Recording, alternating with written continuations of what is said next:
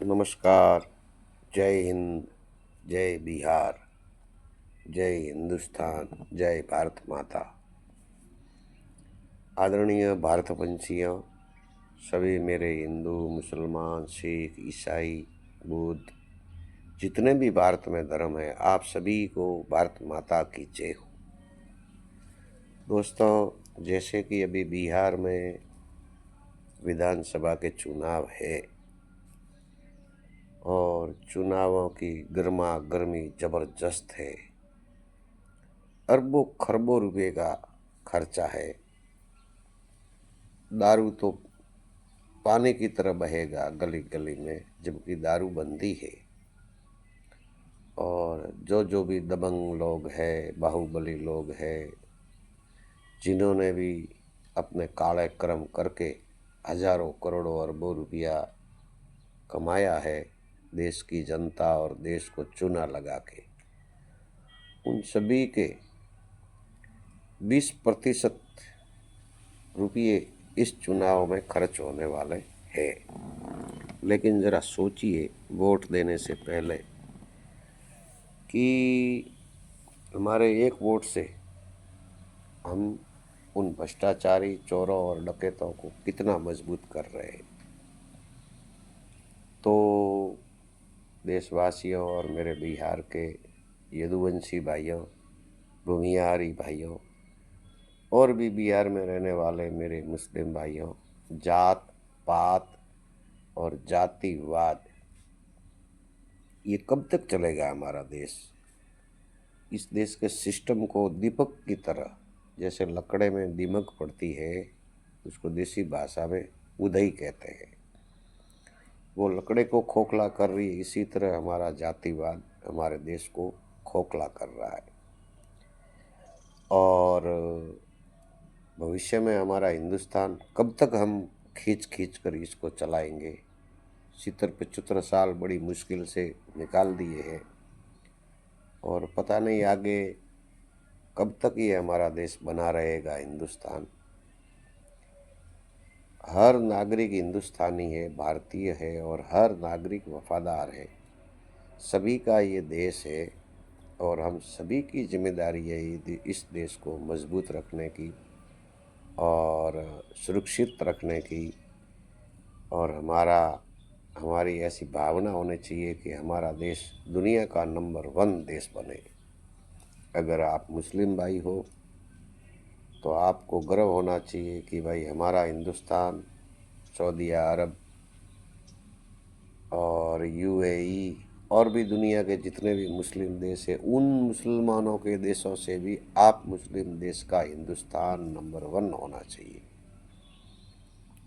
अगर आप हिंदू हो तो हिंदुओं, आपने सोचा है अमेरिका में जाते हो तो ईसाइयों का देश है, इंग्लैंड में जाते हो तो ईसाइयों का देश है, अरबिस्तान में जाते हो, Yemen, Kuwait, Jordan, Libya, Iran, Iraq, तो ये भाई मुस्लिम भाइयों का देश है।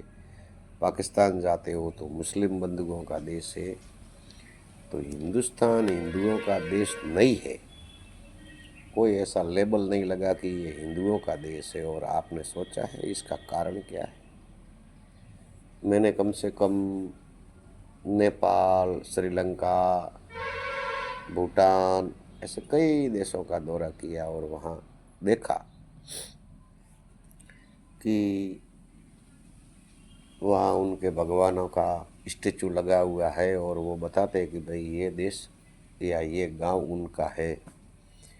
हमारे किसी भी गांव में चले जाइए, किसी भी राज्य के, यूपी, बिहार, पंजाब, राजस्थान, गुजरात, 100% यदि हिंदू उस गांव में रहते हैं और वो जाति रबारी भाइयों की है तो हम कहेंगे ये रबारियों का गांव है। आगे कहेंगे ब्राह्मणों का गांव है, फिर आगे कहेंगे क्षत्रियों का गांव है, राजपूतों का गांव है। मगर हम कभी ये नहीं कहते कि ये हिंदुओं का गांव है। और उसका कारण क्या है? जात पात, जातिवाद। यदि कोई ब्राह्मण खड़ा है तो सारे ब्राह्मण उसको वोट देंगे, चाहे वो चोर है या लुटेरा है।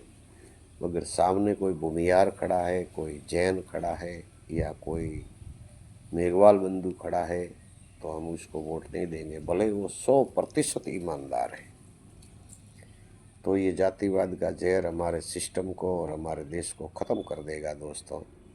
इसलिए न जात पर न बात पर और न ही वोट देना है किसी हाथ पर। भगवान वासुदेव कृष्ण के अनुयायी, मोदी जी कृष्ण तो नहीं है लेकिन उनके सच्चे बंदे हैं। अभी उनके 10 साल के शासन में उन्होंने देश के लिए अच्छा अच्छा काम किया है, देश को ताकतवर बनाया है, शक्तिशाली बनाया है। और ये जो लेबल लगाया है कि मोदी हिटलर है, मोदी फलाना है, ढिकड़ा है, मोदी जी मुस्लिम विरोधी है, हिंदू विरोधी है, ऐसा कुछ नहीं है। न तो किसी मुसलमान को मोदी जी ने लाठी लेकर मारते हुए अपन ने कहीं भी देखा है, न किसी हिंदू को देखा है। वो सुशासन बाबू है, देश को ठीक तरह से चला रहा है और हम सब का कर्तव्य है दिल से कि उस बंदे को, नरेंद्र मोदी को, बीजेपी को आपको वोट नहीं देना है, आरएसएस को आपको वोट नहीं देना है, आपको वोट देना है नरेंद्र मोदी को। तो उस आदमी को आप मजबूत करोगे तो हमारा देश मजबूत होगा, हमारा देश मजबूत होगा तो हम मजबूत होंगे।